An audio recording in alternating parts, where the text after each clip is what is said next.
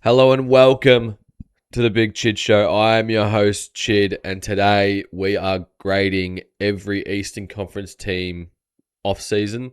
What they did right, what they did wrong. We're going to go through every single one.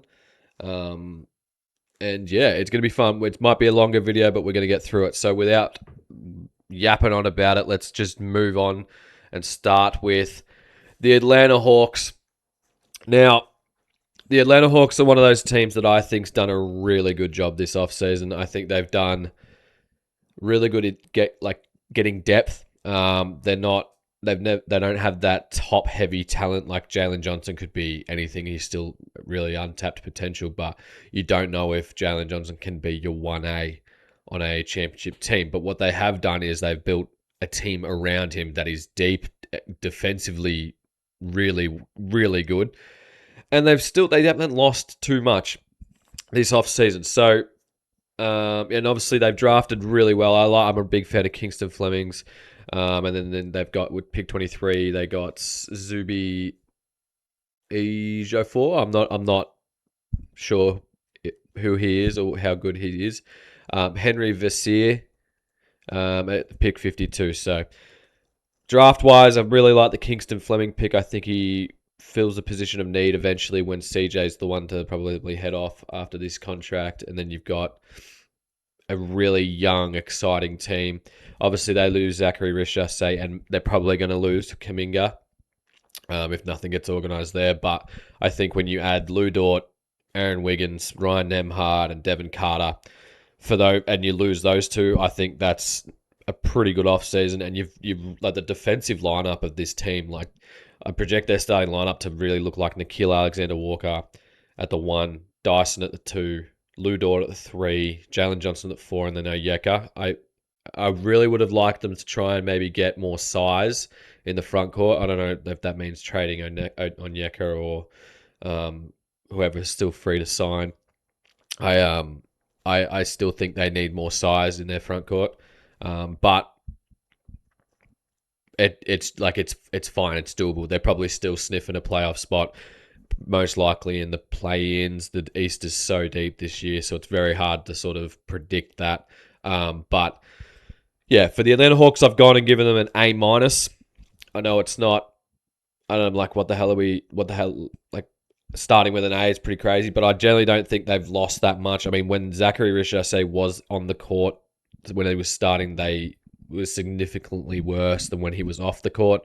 So, and Kuminga, just the inconsistencies there. I mean, you might as well just cut your losses if he's going to go somewhere else, which he's rumored to go to my Timberwolves. So, I mean, we'll see what happens with that. But it doesn't look likely that he's coming back. This is obviously pretty early.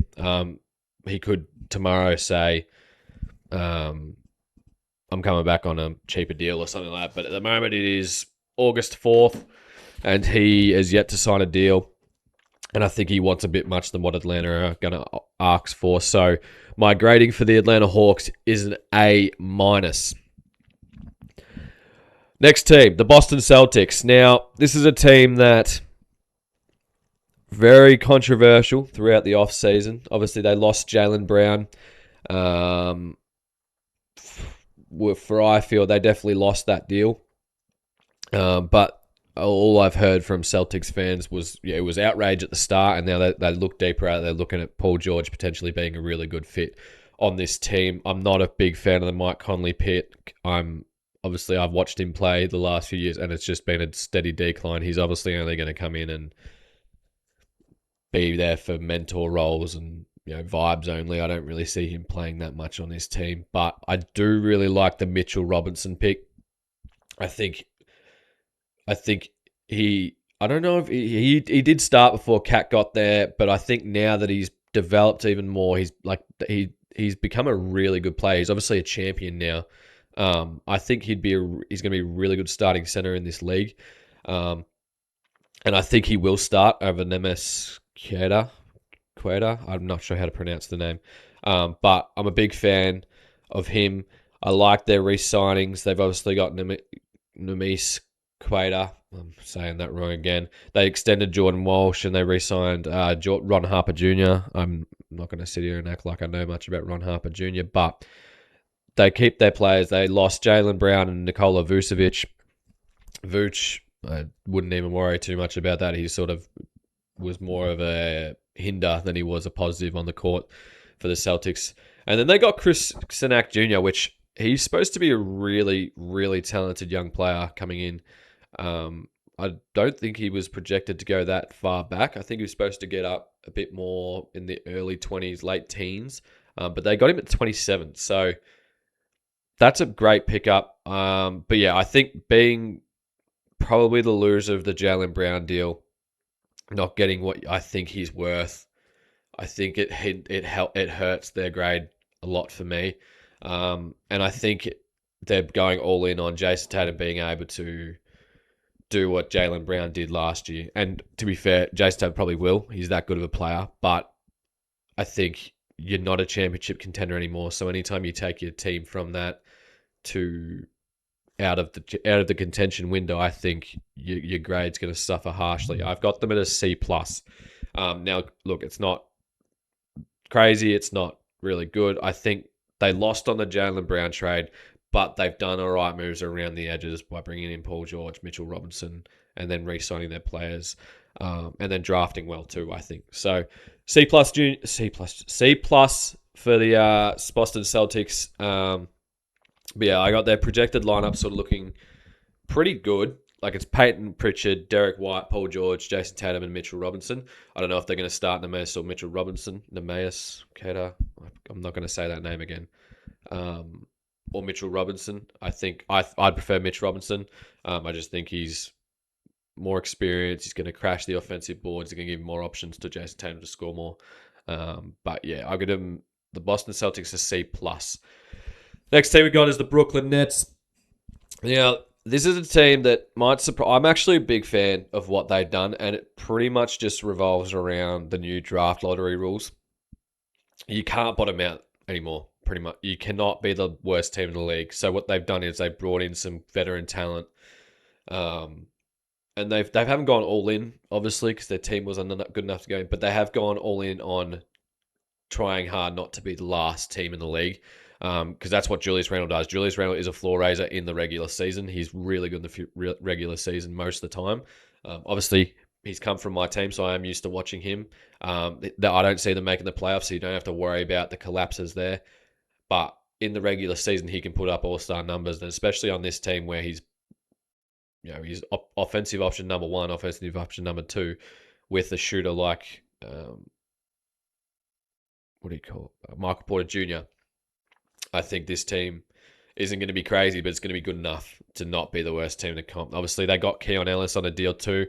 They signed Morris Wagner. They re-signed Josh Minor, and Day'Ron Sharpe is now probably their starting center after giving away Nick Claxton. I can't remember the exact what they got in that Nick Claxton deal. I know that was the Julius Randle. Oh, they got Julius Randle. They got Julius Randle, obviously gave away Nick Claxton. I think that's an upgrade. Nick Claxton needed a fresh start. And then they got Michael Brown Jr. at pick 6. I think he's going to be their starting point guard. I think he's going to be a really good player.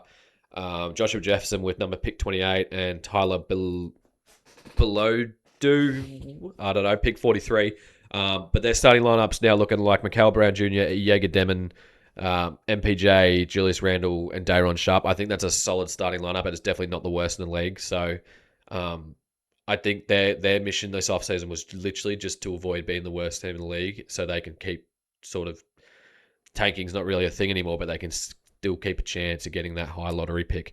And I think they've done that. So I've given them a B. I would have given them an A if they had maybe done more, but like they've done all right. They're fine. They're passable. So I've given them a B to the Brooklyn Nets. Another controversial team this offseason was the Charlotte Hornets. Obviously, the LaMelo trade is the main talking point of this team. And obviously, I've just had a bit of a podcast called The Howler. I uploaded that on Sunday, and I had a good talk about that. But I think at the end of it, the Hornets are going all in on Concanapple, Brandon Miller being those two players that can carry this team offensively into the future. I think it's a risk. But they've also added players around those two guys to sort of help them and take the load off. Naz Reid, I'm so excited to watch Naz Reid start. Like the Hornets are going to be one of the teams I watch this year simply because Naz Reid. They obviously brought in Grace Allen, Royce O'Neal, and Dorian Finney-Smith. Um, there could be some exciting things for Steph Curry, rumors. Obviously, he's from there. But that's not what we're looking at today. But they've put themselves in position where they can make some moves. Maybe if they over what's the word over outplay their expectations, if that makes sense, and then maybe they can make a deal at the deadline. They also they drafted Heinz Steinbach and Christian Anderson. I'm a big fan of Steinbach. I don't know if he starts yet, but I would project him to be the starter by the end of the year. He's really good, big man. But I think you got off the Miles Bridges. We hate Miles Bridges here. That's going to be a common thing. We do not like Miles Bridges here, so good to get off him. You got Josh Green and LaMelo Ball. That's who you've lost, but you've brought in Nas, Grayson Allen, Royce O'Neal, Dorian Finney-Smith. You re-signed Kobe White because of the LaMelo deal. So I'm not going to sit there and shit on the team, but I think when you do, I'm on the mind that LaMelo Ball is going to be a massive loss for these two guys. I think they're going to take a season regression from what they did. Obviously, the second half of last year, they were one of the best. They were the best offensive team in the comp. But I think there will be aggression now, trying to figure out how to play without LaMelo, try to get Nas involved in this offense. I don't think they're going to be as good as they were last year. They struck out in the second game of the play-in. I think they will be a play-in team again this year, but I don't think they'll have as much hype around them as they did this year. I think they're going to take a year off. So my grade for the Charlotte Hornets is a B minus. Next team is the Chicago Bulls. Now, I said on my watchability tier list that this team I am very excited to watch. The Chicago Bulls have made some moves that have just, if you're a fan of the Chicago Bulls, which Kenny Beecham is one of the main guys I've watched and I admire. He is a massive Bulls fan. I'm excited for him because this is probably the most, aside from that 2021 team with Lonzo and DeMar and Levine all playing at their best and Caruso, this is probably the most excited they've been for a long time to be a Bulls fan, based off the moves they've done. Now, they've added Nick Claxton, Norman Powell, and they re-signed Zach Collins. Zach Collins is meh. But they obviously lost Anthony Simons, Colin Sexton, and Mohamed Gouet. They drafted Caleb Wilson, who I think is going to be Rookie of the Year 1 or 2. I've got him and Cambuza being Rookie of the Year candidates for me. And they drafted Dalen Swain, so the draft they were considered big winners of the draft because they got those two guys. Caleb Wilson is going to be unbelievable, and they kept most of their team. They didn't lose much. Like they lost pieces that you can afford to lose, and you brought in Nick Claxton and Norman Powell. So, do I think they're going to be contending? No. Do I think they're going to be the play-ins? Yes. Do I think they could potentially move to the 6th or 5th spot? I don't know. The East is deep this year. It feels like every Eastern Conference team, bar a couple, contending for a play-in playoff spot. So we will see. But I think the Chicago Bulls will be exciting to watch, and I think their offseason shows that they've done all the right things. I think this new ownership group has definitely taken a step in the right way for the fans, and I think the team looks good. I'm a big fan of the team. Obviously, you're going to see more progression from Martis. Who knows what Josh Giddey can top out at? It's probably where he's topped out at, where he is right now. But I'm a big fan of the Bulls. I'm going to give them a B+. Next team is the Cleveland Cavaliers. I'm not so high on the Cavs. First of all, is James Harden signing there? Is that's something I've heard? I don't know if it's a restricted free agent or unrestricted, but is he a free agent? I need to look at this. I feel like his names are in signing rumors, but I feel like it was only if the LeBron deal happened. Obviously, they missed out on the LeBron deal, and I think it's hurt them. I think they went all in on the LeBron deal, and with them not getting them now, they're sort of stuck in stuck in turmoil a bit. Obviously, they're still a pretty good team, so they're probably still going to make the playoffs. They're still going to make the second round minimum, I would think. But if you look at their offseason, they added Mario Hezonja. That's it. They re-signed Donovan and they re-signed Thomas Bryant, but I don't even like. They lost Keon Ellis, Larry Nance Jr., and Dean Wade. That's the two of those players were really good players for them. And Larry Nance Jr. also, I rate Larry Nance Jr. as a depth big. They drafted Malik Thomas at pick 34. Who knows what he turns out to be? But their starting lineup is pretty much James Harden, Donovan Mitchell, Max Strus, Evan Mobley, and Jared Allen. I'm not the highest on this offseason. I think they probably couldn't have done more. I know they're near the second apron, but them lucking out on the LeBron deal or not lucking out on the LeBron deal, sort of. I think they based their whole offseason around that, and adding Mario Hezonja is not what's going to put you over the edge. So, look, if you're a Cavs fan, you still like shit. We're going to make the playoffs, and we're still going to contend in the Eastern Conference, but I wouldn't put you over some of the Western Conference teams, and I think there's some Eastern Conference teams that have jumped over you now. So the Cleveland Cavaliers grade I've given them is a C-. Next team we've got is the Detroit Pistons. Sort of the same thing as the Cavs. I feel like they added talent, but they lost just as much. And I'm not high on... They needed to do one thing this offseason, and I don't think they did it. They needed to get an offensive shot creator next to Cade, so Cade doesn't have to be the burden, hold the burden of scoring all the points and being the main offensive engine. They sort of needed to make a deal like a Laurie or a Kevin Durant if he came available, but obviously those guys didn't become available, and they didn't make a move for Jaylen Brown or anything like that. They obviously added John Collins, Isaiah Joe, Gary Harris, Taurean Prince. All pretty decent shooters. I know John Collins is okay as a shooter for a power forward. But you re-signed Kevin Huerter and Javonte Green. So you've got shooting now. Like that's cool. That's cool. But also I feel like you've got Isaiah Joe, Kevin Huerter, and Duncan Robinson sort of play the same position. And Gary Harris, I don't think's been on a team where he's contributed much for a while. Taurean Prince, I love Taurean Prince, but again, he's getting older.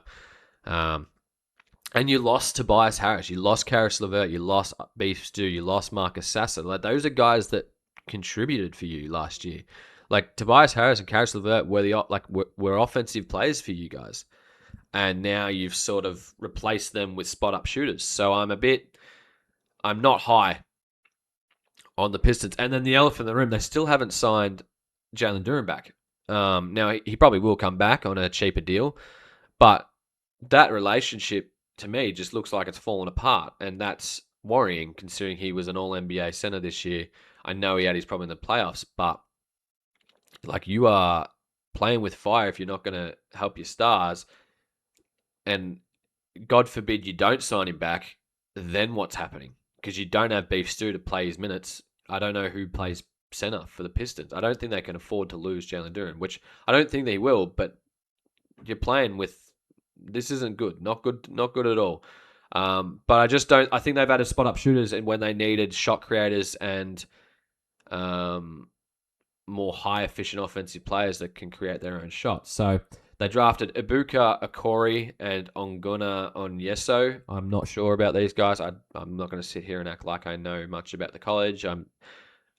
I barely watch college basketball in Australia. It's very hard to get up for. Normally it's pretty early in the morning, and I am not a morning person. But like their starting lineups looking like Cade Cunningham, Duncan Robinson, or Isaiah Joe. I don't know who will start between those two. Asar Thompson, John Collins, and Jalen Duren. You've pretty much... Yeah, I just feel like you've given up Toby. We probably should have kept Toby. But it is what it is. I've given the Detroit Pistons a D+. I don't rate their offseason. I don't think they're going to be as good as they were last year. I'm happy to be proved wrong, but I think everyone knew that the one thing that the Pistons needed was another scorer next to Cade. They needed a number two, and I don't know who their number two is because Jalen Duren may not even be on the team. So D+ for the Pistons. Pacers. Now, the Pacers didn't have to do much. So I'm not going to sit here and say, oh, they didn't do anything. That's like a bad thing. They picked up Kelly Oubre Jr. for not much, like a free agency. That's a great pickup. And Larry Nance Jr. They didn't have to do that. They could have just ran it back with Tyrese healthy now, Siakam and Zubac. They picked up Kelly Oubre. That's their starting four, potentially. I don't know. Oh, no, Pascal. Duh. Sorry. But that's great backup. You lost Cam Jones and Micah Potter. I think I'm not too sure on the names. I think I might have had Micah Potter in my fantasy for like a week. And I finished like terribly in my fantasy league. So I wouldn't even worry about that. They drafted Brandon Smith at pick 38. Again, I don't know too much about these picks. I know a few of them, but not all these guys this far down. Their starting lineups now looking like with a healthy team. It's Tyrese, Andrew Nembhard, Aaron Nesmith, Pascal Siakam, and Avisha Zubac. My only concern, which I've said before, is Tyrese going to come back at the way he was when he left, when he was in the finals. Like, he was playing out of his mind.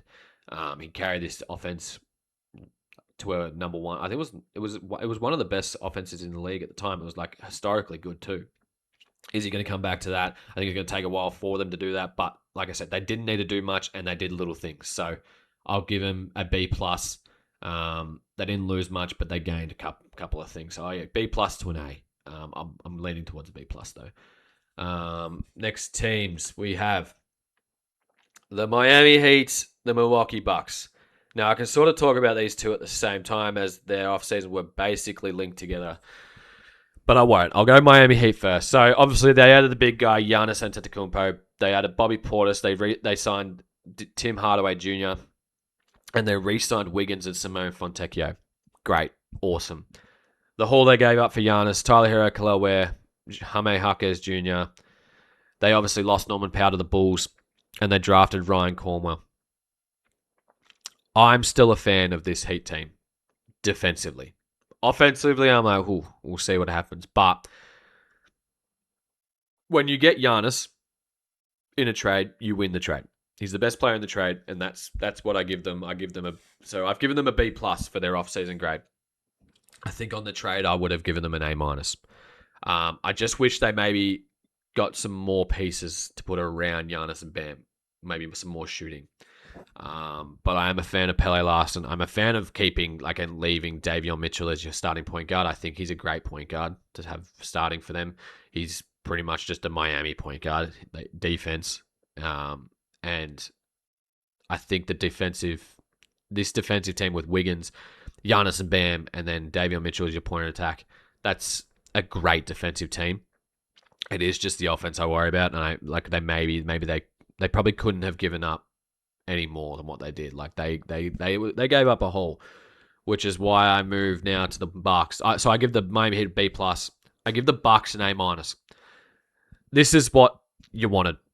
You wanted to prepare for life after Giannis, and I think you've made great deals for doing that. I think you look at this team and they are ready to restart. This is a restart. They got Tyler Hero, and again, I go back to the draft lottery things that have changed. Obviously, you cannot bottom out. You cannot bottom out anymore.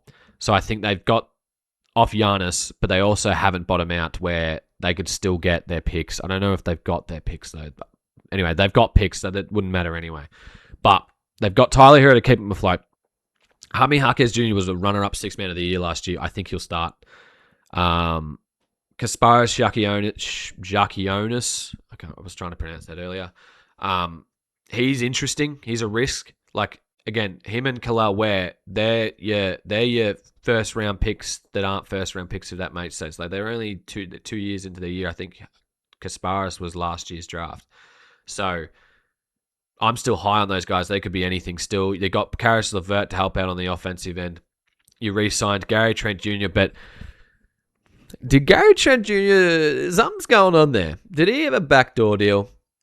Be honest, someone needs to comment that. His deal's crazy. It's like 40 mil for 3 years or something. It's something ridiculous. It's actually ridiculous, and it didn't make sense considering they didn't play him much last year. But I'm not getting into that. That's a terrible deal. So maybe I should lower my grade. That's conspiracy. We can't get into conspiracy talk here. Usman Jang. is showed some flashes. He could be whatever. They re-signed Pogo Lijab Markovic and Pete Nance. I didn't even know who those guys are. I don't know where this has come from. Never even heard those names in my life. Obviously, they lost Giannis. So, but I think if you looked at it, there's not much more you could lose Giannis for. Like this is pretty good haul for me. I'm really high on him. They obviously lost Gary Harris, which again I don't even know if he was playing. Taurean Prince was playing, he was alright, and Bobby Portis. But then you go to the draft and they draft Brandon Burries and Nate Ament. Now I know Nate Ament's a bit of a polarizing one. Some people had him in the top 10, some people had him in the 20th, like past the 20s. He's a good player. Like he's obviously going to be a handy player, and I feel like the Bucks can take the risk. Brandon Burries is a freak. I watched him in some league. He's really good. And they drafted Malik Lewis with the last pick of the draft. So who knows? You know, when you're the last pick of the draft, you're either going to become an All NBA superstar talent that wins 3 MVPs, or you're going to be never spoken of again. So it's 50-50, really. Great pick. The starting lineup for me is looking like Ryan Rollins, Tyler Hero, Hami Huckers, Kyle Kuzma, and Miles Turner. But I think Ware will take it eventually. I just think they will start Miles Turner on the opening night. But I would like to see Khalil Ware take that starting spot. So the Bucks for me didn't win the trade because they didn't get the best player, but they did as good as you could have. And I've given them an A- for my off-season grade. The New York Knicks, the champs, El Champino, they got worse, in my opinion. Not much, but they did get worse. They lost Mitchell Robinson, Ero Huckporty, and Jeremy Sohan. That's 2 of the centers they had in their rotation. I don't think Huckporty was in their rotation much, but when Mitch was injured, he was their backup big. And losing Mitch is massive because I've watched Karl Anthony Towns play. That guy does not offensive rebound, and he fouls a lot. You don't have someone to come in now for Cat. They've got Andre Drummond, but Andre Drummond's old as shit. And is he still going to do he'll do the rebounding. Andre Drummond, I remember times when Andre Drummond was averaging 15 rebounds a game, but that's not him anymore.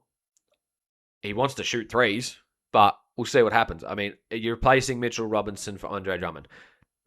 Mitchell Robinson's the better player for me. So do with that as you will. They re-signed Jose. They re-signed Jordan Clarkson. They re-signed Muhammad Diawara and Landry Shamet. Landry Shamet was massive for them in the playoffs, so I'm glad he got re-signed. And then their draft picks were pretty late. They drafted Jack Kyle and Tyler Nickel. I've heard Tyler Nickel's name before. I don't know where I've heard it, though.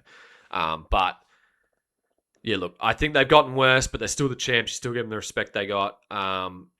They still kept their core. They didn't lose too much. Like, they lost Mitchell Robinson. That's the massive one. But I think you've done okay with replacing him with Andre Drummond. I've given the Knicks a B-. I've got not too much to say. They didn't do too much. So, yeah, their starting line's literally the same as last year. And I've given them a B- for their grade. The Orlando Magic. I hate the Orlando Magic and what they're doing at the moment. So this is going to be a rough one. They had a Nikola Vucevic. Oh, did you want more? I'm guessing the fans probably did too. They added Nikola Vucevic. They re-signed Jonathan Isaac, who I thought hasn't even played a game for a while. They've waived him and then re-signed him. Okay. They got re-signed Javon Carter, and they lost Mo Wagner. They drafted Isaiah Nelson with the 51st pick. That's it. For a team that looked terrible most of the year, had a good got into the playoffs and lost to who'd they lose to? Pistons? Lost to the Pistons, yeah, in 7, that's right. So if they're happy doing that, then they've done the right thing. But how can you be when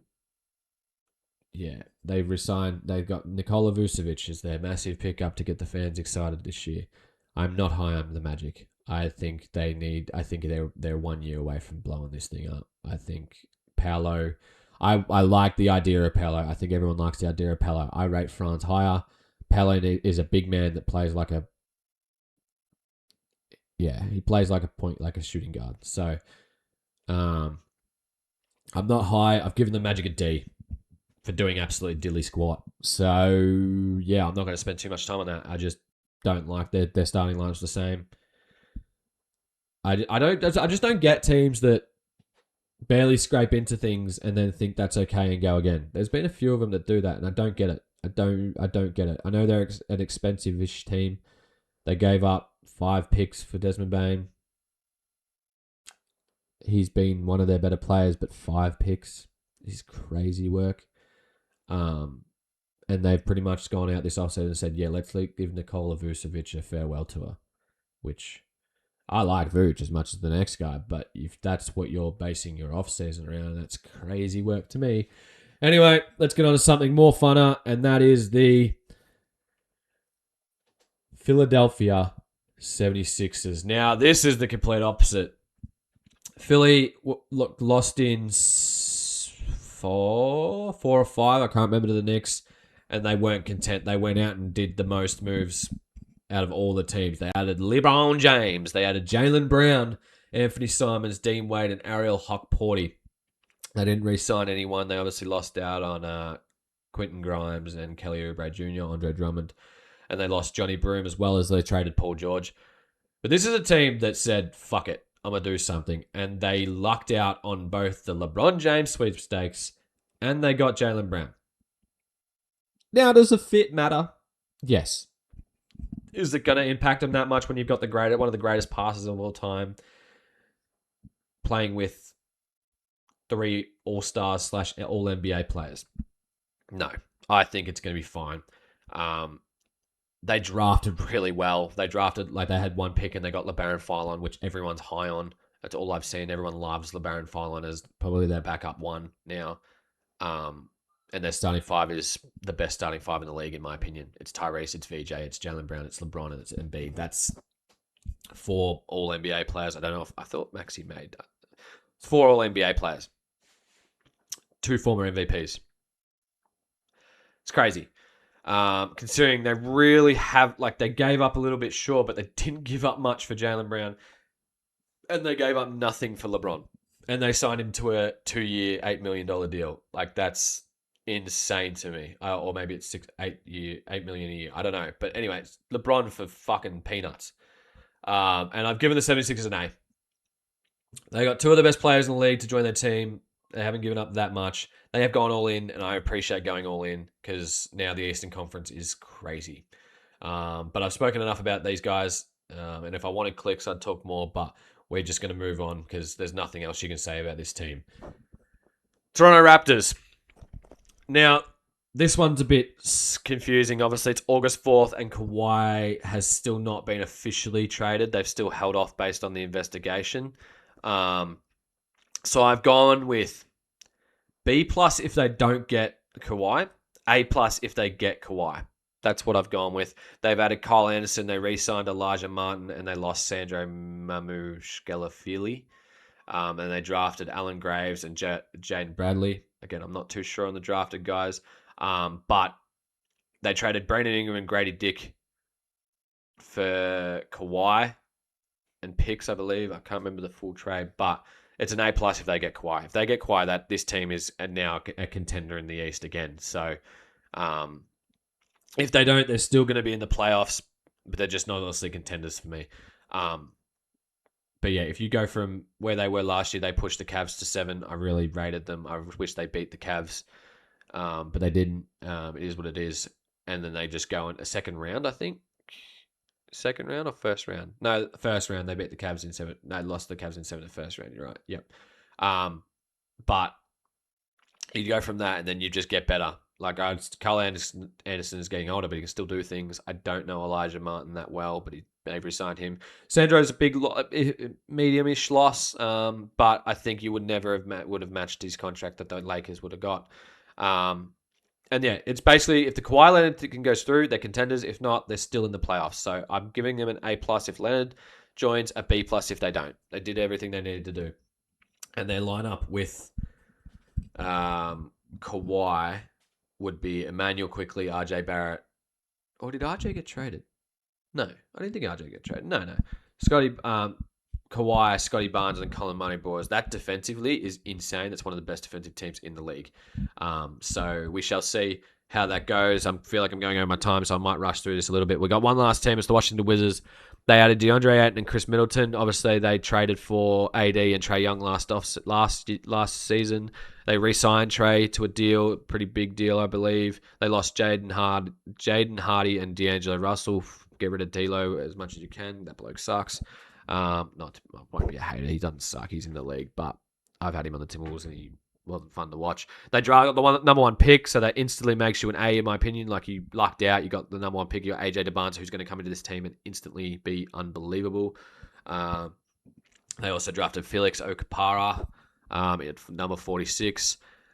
This team's good. This team's going to be fun to watch in the East. I'm actually really high on them. I think they will be pushing playoffs, definitely in the play-ins. Their starting lineup looks like Trae Young, AJ, I don't know if I did like a projected starting thing, and I don't think AJ will be the 2. I think he'll be the 3.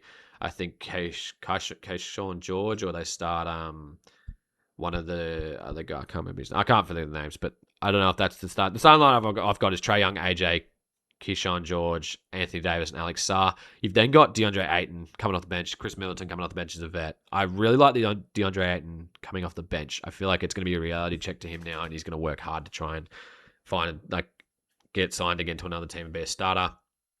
But I'm a fan of the Wizards. I think they're going to be high up there. Not at least top 8. Top 8, I believe. But yeah, that's enough from me, guys. I'm sure you're sick of hearing my voice. I appreciate you standing and listening. Again, we've got some exciting things happening soon, so make sure you pay attention to that. I've got a Twitter, and there's going to be some exciting things coming soon, potentially this weekend, so stay tuned for that. But yeah, guys, I appreciate you staying and listening. Make sure you like, comment if you disagree with anything or if you agree. I've actually really been a fan of some of the comments I've had. And make sure to subscribe, guys. I want to get up. This thing's going to get huge. Hopefully, we hope. So yeah, I'll see you in the next video. We've got the Howler next on Thursday, so make sure you tune in for that. And that's all, guys. I'll see you in the next one. Catch ya.